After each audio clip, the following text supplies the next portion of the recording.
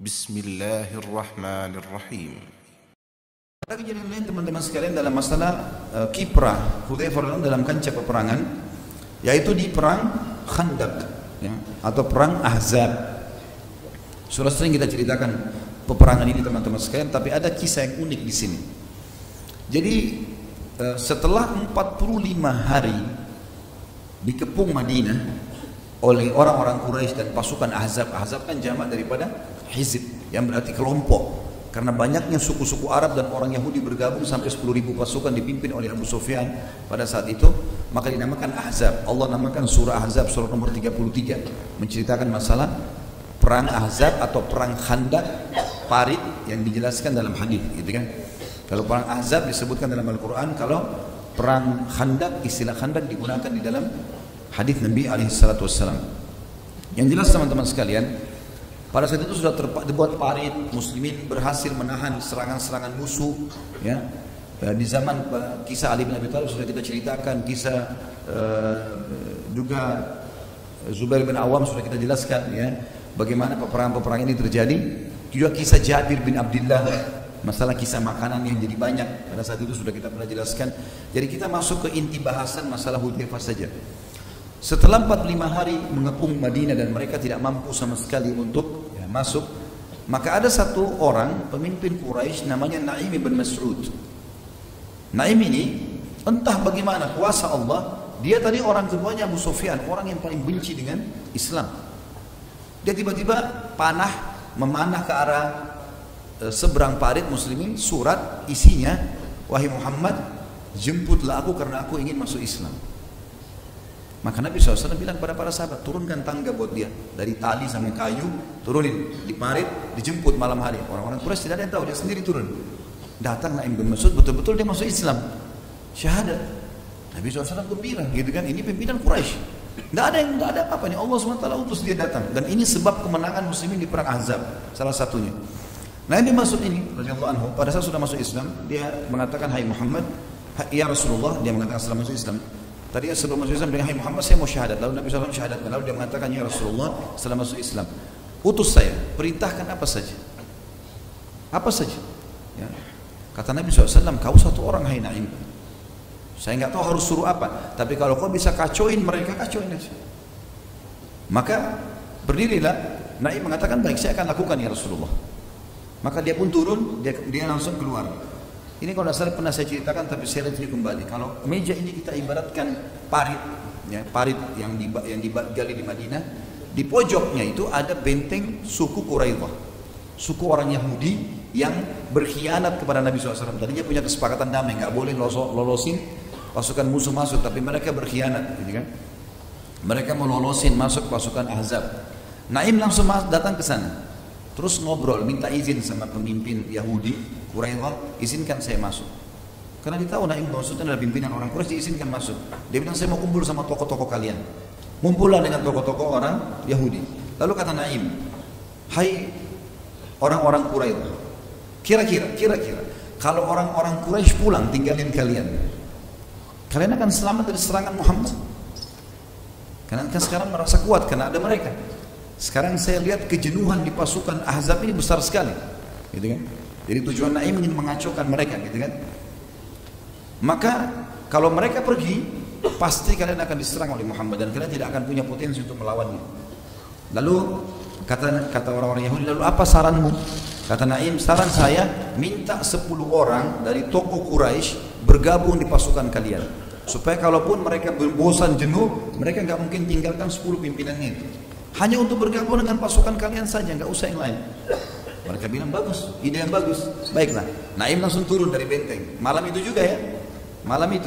Kemudian dia kumpul kepada pasukan Quraisy secara khusus. Karena pimpinan pasukan Abu Sufyan dari Quraisy. Quraisy itu jumlahnya kalau nggak salah sekitar 4.000 orang, termasuk yang besar sekali di pasukan Ahzab. Maka berkatalah Naim, hai Quraisy, kalian tahu kan? Sama tadi di Yahudi juga dia bilang itu. Kalian tahu siapa saya? Iya, tahu. Kalian tahu kebencian saya pada Muhammad? Tentu tahu. Kalian tahu ya bagaimana hubungan saya sama Quraidah? Tentu tahu. Bagus sekali hubungannya. Baik, saya melihat Quraidah telah berkhianat. Dan sebagai bukti mereka akan meminta 10 orang dari kalian, orang-orang Quraisy, 10 orang untuk dijadikan tebusan kepada Muhammad. Seperti itu. Kata mereka, kalau itu betul terjadi, ini pengkhianatan yang besar, gitu kan? Kata orang Quraisy. Tapi Abu Sufyan jeli. Abu Sufyan itu mengatakan, sebentar, saya pastikan dulu ke Quraisy. Lalu dia pergi ke sana, minta dibuka pintu gerbang, dibuka. Lalu Abu Sufyan kumpul. Abu Sufyan pakai strategi perang. Dia tidak bertanya apakah Naim datang segala macam, enggak. Bukan seperti kita kalau ngobrol sama teman, perang beda, gitu kan? Maka dia bilang, hai Yahudi, besok kita akan serang Madinah. Kalian dari benteng kalian, kami dari parit, dari depan parit. Gitu. Kata orang-orang Yahudi, hai Abu Sufyan, engkau tahu kalau besok ini hari Sabtu. Hari Sabtu kami nggak berperang, orang Yahudi. Mau Yahudi waktu itu memuliakan hari Sabtu, mereka nggak perang hari Sabtu. Mereka takut kalau lakukan kegiatan yang dilarang hari Sabtu itu mereka duduk di rumah ibadah. Gitu. Sampai mereka pernah memancing, akhirnya Allah kutuk kan gitu. Yang terkenal dengan Ashabus Sabt. Ringkas cerita. Kata Abu Sufyan, baiklah kalau gitu. Hari Ahadnya, lusanya kita perang, gitu kan? Kata orang Yahudi, boleh saja, tapi dengan syarat, kalian harus berikan 10 pimpinan kalian pada kami, supaya bersama pasukan kami. Kata Abu Sufyan, benar nih Naim, benar nih Naim. Gitu kan? Maka Abu Sufyan pulang, malam itu juga pulang, kumpulin orang-orang, gitu kan? Bersamaan detik itu teman-teman sekalian, pas Naim lagi mundur, pulang, wahyu datang kepada Nabi SAW. Kalau Naim berhasil mengacaukan mereka. Lagi dingin, gelap Madinah waktu itu, sudah 45 hari dikepung. Dan perlu kita tahu, hari kemarinnya, hari ke-44, Quraisy menyerang besar-besaran dari pagi sampai maghrib. Sampai para sahabat telat sholat asar. Nabi SAW aja sholat asar di waktu azan maghrib. Pada saat itu karena mereka buat pasukan kudanya itu di bagian depan parit, mukul-mukulin kaki kudanya supaya paritnya runtuh tanah gitu kan, supaya bisa diinjak. Dari belakang itu pasukan pemanah. Dan ini 10.000 orang, banyak sekali. Maka para sahabat tersibukkan sampai Umar mengatakan, ya Rasulullah, sungguh orang-orang kafirnya sudah merepotkan kami. Saya tidak sholat asar kecuali baru saja ini, sebelum azan maghrib. Kata Nabi SAW, hai Umar, saya belum sholat. Maka Nabi SAW sholat berjamaah dengan sahabat yang belum sholat pada saat itu, gitu kan? Seperti itulah. Yang jelas Nabi SAW waktu itu sahabat di malam itu lagi gelap, dingin luar biasa. Dan memang Madinah sangat dingin. Kami pernah rasakan di musim dingin pada saat kuliah di sana, luar biasa dinginnya, bisa sampai 5-4 derajat, dingin sekali. Yang jelas teman-teman sekalian, kata Nabi SAW kepada para sahabat, kan gelap nih. Nabi nggak suruh nyalain obor supaya musuh nggak tahu di mana posisi muslimin. Nabi cuma bilang, siapa yang bisa pergi nyebrang ke sebelah, ya, ke pasukan musuh dan membawakan informasi kepada saya dan dia akan menjadi rekanku di surga. Bukan cuma masuk surga, jadi partnernya Nabi di surga. Saking dinginnya, gelapnya, takutnya orang-orang, kata Hudzaifah, tidak ada yang bicara. Nggak ada yang bicara satu pun. Nabi ulangi lagi, siapa yang mendatangkan informasi dari pasukan musuh kepadaku, dia akan jadi rekanku di surga. Nggak ada yang nyaut. 3 kali nggak ada yang nyaut. Ada 2 riwayat. Riwayat pertama, Nabi SAW mengatakan, Hudzaifah berdirilah. Hudzaifah dipanggil. Riwayat kedua, Nabi SAW lalu berjalan di sekitar sahabat. Kata Hudzaifah, waktu itu saya kedinginan, tidak punya penutup badan kecuali selimut istri saya yang kecil. Saya bawa ke tempat parit yang bisa menutupi cuma sampai lutut, betis saya sampai kaki ini dingin sekali, gitu kan? Tiba-tiba kaki Nabi SAW tersentuh di kaki saya. Lalu Nabi tanya, man, siapa ini? Kata Hudzaifah ya Rasulullah. Kata Nabi SAW, kum ya Hudzaifah, berdiri kau sekarang, kau yang tugas. Gitu. Jadi akhirnya Hudzaifah bilang, saya pun berdiri, gitu kan? Berdiri karena diperintahkan oleh Nabi SAW. Maka kata Nabi SAW, pergi ke sana hai Hudzaifah, ambil informasi dari mereka, tapi jangan lakukan apapun kecuali itu saja. Ambil informasi, apakah mereka akan bubar, tidak bubar, itu saja. Pulang ke sini. Jangan perang, jangan membunuh, jangan mengambil apapun. Pokoknya jangan apa-apa. Baik, kata Hudzaifah, demi Allah waktu itu dingin luar biasa, seperti menusuk tulang-tulang. Tapi begitu saya mengiyakan, tiba-tiba badan saya jadi hangat. Saya seperti di dalam sebuah kotak yang panas, yang hangat gitu. Saya turun dari parit, saya naik ke atas. kemudian masuk ke pasukan musuh, gitu kan. Pada saat itu bersamaan Abu Sufyan balik dari tadi bentengnya Quraidah itu. Abu Sufyan di api unggunnya duduk, kemudian dia berkata kepada orang-orang, kumpullah hai pasukan, ya. Ada sesuatu yang penting yang saya ingin sampaikan pada malam ini, dan pastikan orang-orang di sebelah kalian kenal. Gitu. Jangan sampai musuh nyelinap. Hudzaifah ada di situ. Gitu. Akhirnya Hudzaifah mendengar Abu Sufyan memanggil orang-orang, gitu kan. Kata Abu Hudzaifah, saya waktu dengar suara laki-laki itu mengatakan, hai pasukan, kumpullah dan pastikan orang sebelah kalian. Saya melihat orang itu lagi menghangatkan diri di api unggun, karena dingin sekali kan. Begitu saya lihat Abu Sufyan, pimpinan orang-orang kafir nih, dia bilang, saya pun meletakkan anak panah saya di busurnya. Demi Allah, kalau saya tarik mati Abu Sufyan, karena sasarannya dekat sekali dan panah ini dekat, pasti bisa membunuh.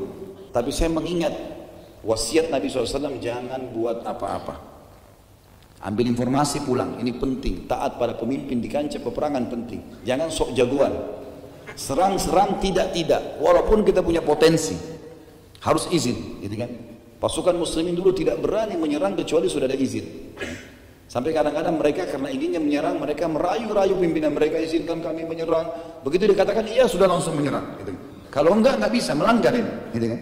Bisa kalau mati tidak mati syahid nantinya. Maka kata Hudzaifah, orang-orang pada berkumpul semua, karena kan informasi penting. Tapi Abu Sufyan bilang apa tadi? Harus kenal orang yang ada di sebelah. Tanya. Jadi orang pada tanya, siapa kamu? Siapa kamu, gitu kan? Tanya. Disebutkan namanya. Hudzaifah bilang, saya bingung ini. Nanti kalau saya sebut nama saya ketahuan. Maka dia bilang, saya pegang orang di tangan kanan saya tanya, siapa kamu? Disebut namanya. Saya pegang sebelah kiri, siapa kamu? Disebut namanya. Dia bilang, saya nggak ditanya.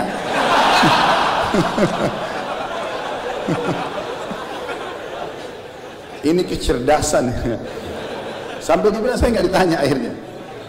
Setelah itu dia bilang, saya dengar Abu Sufyan bicara, ada berita penting, Quraidah telah berkhianat, dan hai manusia, malam ini angin. Pas waktu itu angin berhembus, kata Hudzaifah, keras sekali, sampai tidak ada kemah, tidak ada kendi-kendi air, panci-panci, semuanya Quraisy terbongkar semua. Kuda-kuda pada lepas dari talinya, gitu kan. Kata Abu Sufyan, Quraisy sudah berkhianat dan kalian lihat angin ini begini kencang. Tidak ada alasan untuk kita tinggal, maka saya perintahkan kalian pulang. Kata Hudzaifah, begitu dengar kata-kata pulang, ternyata memang kejenuhan di pasukan Quraisy, pasukan Ahzab sudah sangat besar. Mereka pun saling mengatakan, pulang, kita sudah dapat perintah.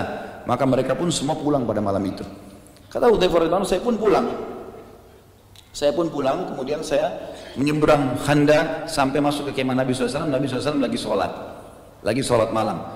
Dia bilang, saking dinginnya, saya begitu masuk kemah, gitu kan? Begitu masuk kemah, tadinya hangat, dinginnya itu kembali hilang. Jadi tadi itu hangat cuma Allah kasih untuk mendatangi musuh saja, gitu kan?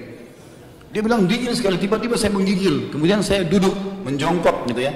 Dan Nabi SAW melihat saya, lalu Nabi SAW memberikan kepadaku lagi sholat. Beliau mengambil ya kain beliau, ada jubah beliau yang tebal, lalu diberikan kepada Hudzaifah, dan Hudzaifah bin Yaman memasukkan telapak kakinya di bawah kaki Nabi SAW. Artinya ada sejadah Nabi SAW, beliau berlindung di situ. Sampai Nabi SAW selesai sholat, baru bertanya, ada apa hai Hudzaifah, informasi? Ya Rasulullah, seperti yang anda inginkan, bahwasanya memang Allah sudah membubarkan mereka. Kata Nabi SAW, alhamdulillah kalau begitu. Tidurlah, ya. Maka Hudzaifah pun tidur. Kata Hudzaifah, saya tidur nyenyak, gitu kan? Sampai saya tidak bangun kecuali Nabi datang dan menendang kaki saya sambil mengatakan, bangunlah wahai tukang tidur. Dan pada saat saya bangun, gitu kan? Sholat subuh, kemudian saya melihat pasukan Ahzab sudah bubar. Tapi ini termasuk disebutkan oleh para ulama tentang bagaimana keberanian Hudzaifah radhiyallahu anhu untuk menyeberang ke musuh. Ini nggak gampang. Pasukan 10.000 orang, gitu kan? Dan dia menyelinap ke sana, ini nggak sembarangan. Ini keberanian yang Allah Subhanahu wa taala karuniakan kepada manusia terbaik ini.